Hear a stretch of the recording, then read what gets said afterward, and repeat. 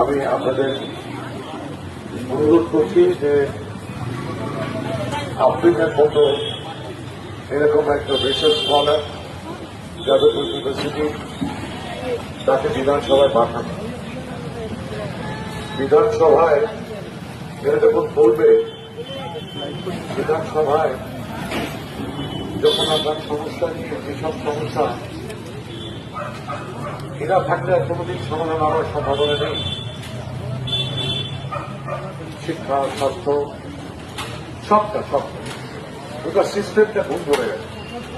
সেই ভুল ধরা জায়গা থেকে এই রাজ্যকে বার করার জন্য, এই রাজ্যকে বাঁচানোর জন্য আমি আপনাদের অনুরোধ করব,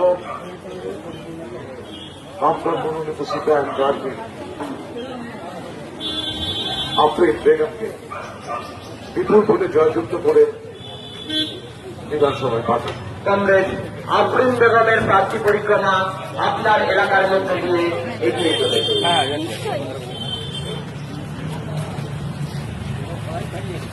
আসন্ন বিধানসভা নির্বাচনে বালিগঞ্জ বিধানসভা কেন্দ্রে বামফ্রন্ট মনোনীত সিপিআইএম প্রার্থী কমরেড আফরিন বেগমকে কাস্তে হাতুড়ি কারা চিহ্নে ভোট দিয়ে